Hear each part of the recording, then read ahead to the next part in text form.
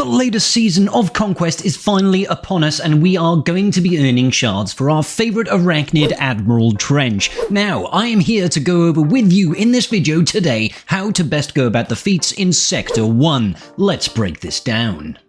Taking a look at the feats within Sector 1, we can see they're not entirely terrible. We need to kill 50 units with Inquisitorius, we need to attempt to inflict target lock 50 times, we need to gain defense up 40 times, and gain ransom 50 times. Now I've got a bunch of teams here that I've got for you to use against specific lineups that will easily get you these feats no matter what, but more importantly I want to start by touching on what teams that you should be looking out for as you progress your way through the Conquest sector. Alright, Holotable Heroes, the first team that I want you to be keeping an eye out for in each and every sector, not just Sector 1, but every sector, is Nest. An Old Republic team featuring Nest offers an invaluable scenario where you can farm specific feats against Nest and keep her alive and just time out the battle. Very useful. So as you're progressing through, make sure you check each individual node. As you move through, keep an eye out for a Nest team.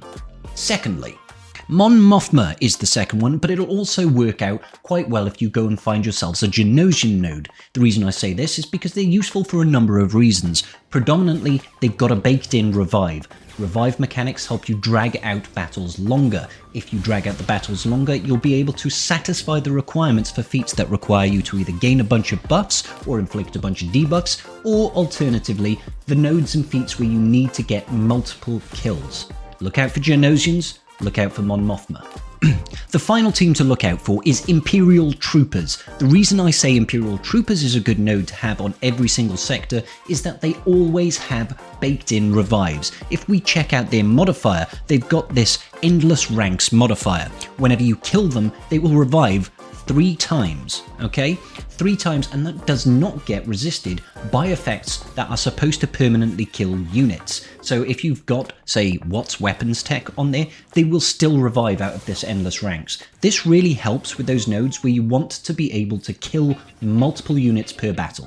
Okay, so in some examples, if you need to kill 50 units with any given team, you can go in with Watt, with the weapons tech, you can go in with the frenzy tech to get the ball rolling, and that will help you outpace the Imperial Troopers, and then you simply let the battle time out after you've killed 7 Imperial Troopers. This is useful for every sector. Lock in an Imperial Trooper node. The first feat we're looking to tackle is the target lock feat. As you can see here, I'm using a Wat Tambor lead, and the reason for that is because there's a global feat to have 40 victories with no leadership. There's also a global feat for 40 wins with Separatist units.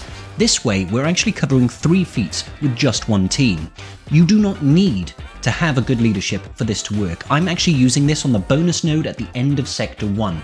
This way I can still farm data cache currency to build up my datacrons whilst easily getting the feats that I need to get.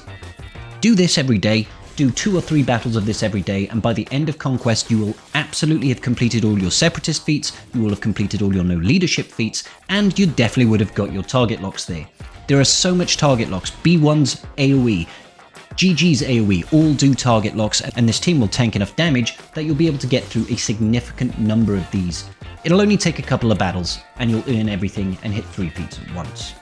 We're going to tackle the Inquisitorius Kills next. Now, if you've got geared Inquisitors, you can more or less take them against anything that you really want. As I can show here, taking on these Mandalorians, it's really not a problem. However, if you don't have high geared Inquisitorius, there are still solutions for you. And this is my recommendation. Go ahead and find yourself a Imperial Trooper node, or a Mon Mothma node, or even a Genosian node. Next up, you want to try and find yourself a Frenzy tech. You can usually find these in the scavenger nodes as you go through. If not, you can buy them for crystals, although I obviously don't recommend that. Keep an eye out for these techs. Now, go in against one of these nodes and take in a EP lead with Wat Tambor and then 3 of your Inquisitorius. Even at low gears, you should be able to create a TM training situation and still whack out a couple of these kills. All you have to do then is let the battle time out, and that means you will not actually use up that frenzy tech, and you can simply repeat the battle until you've hit your feats. Now obviously this is going to stall your progress through your conquest nodes if you do this, so make sure that if you are going to tackle feats this way, that you save it until the end of conquest, when you've gone through all the different sectors, so you can open up all the different feats that you need to, but more importantly, so you've built up a healthy stock of data discs, not crons. As we're going through this rather quickly, guys, I would really appreciate it if you just take a quick moment to hit that like button down below and consider subscribing to your boy Scribe. Thanks very much. Next up is an old favorite of ours, getting defense up 40 times. This is actually incredibly easy and can be done in one battle alone. All you need is a low gear Chewbacca, Clone Wars Chewbacca. Under his leadership, there is a 50% chance that whenever an ally is hit, they'll gain defense up. This is why it's important to look out for nodes with enemies that hit multiple times but not very hard. Think Genosians, think Mon Mothma. So if you throw this in with what? Throw Malak in there, put the recovery tech, not the tank tech, on Malak and have units like Old Ben or Xaereth in the team, you will get through this feat in one battle incredibly quickly, and you don't even need to win it, so you don't need to burn through your stamina to get this done. This is a 100% guaranteed way of earning that. You do not need to complete this feat and win the battle. You just need to get that buff 40 times, and this is the fastest way to do it. Final feat here for this sector is the Hondo Ohnaka Ransom feat. Now, I have got a Gear 8 Hondo. He does not need a lot of investment, he doesn't even need very good mods. If you go and find yourself a nest node, I told you at the start, keep an eye out for a nest node, and throw in CLS with Han Chewie, we're throwing in C-3PO and Hondo Ohnaka, you will be able to farm this and basically get all of your ransoms out in one go. If you have the ransom Zeta on Hondo already, you'll be able to do it in one battle without any issues at all. Simply kill off the ads, try to do a bit of AoE damage to that nest without killing her, so she builds up some protection up, and then all you do is hit auto and have a good time. Having this in your back pocket is a very, very easy way of getting through these feats. I've left it on auto basic here, and you can see that over time, whenever Hondo is basicing, he's gaining 1 stack of ransom. Every single time you do that, it'll get higher and higher. If you have the Zeta, you can get up to 10 stacks in one go, very, very quickly, very, very easily. In this one, I managed to get somewhere in the region of 40-45 ransoms before the end of the encounter. 2 battles, nice and easy. So that's the sector feats done, but we still have a few feats for the mini-boss and the end boss. Let's take a look.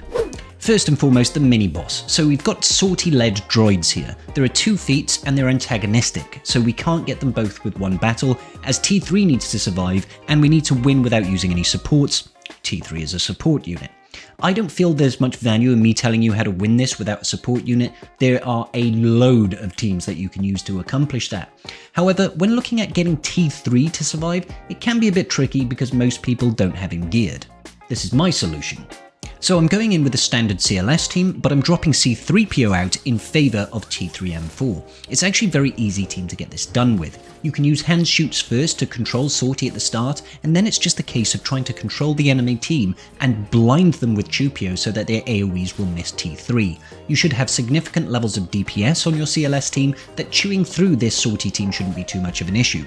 Now I said I'm not going to tell you how to do this without a support team, but if you simply replace T3M4 with Old Ben, you'll get that done very, very quickly here as well. CLS is just such high value. And finally, the boss node feats. We're facing off against Boba Fett and some trusty bounty hunters. Really not much of a problem to take out these Hutt cartel. The feats that we need to complete are to win with Cad Bane and win with no bounty hunters. CG loves to do these antagonistic feats on their boss nodes.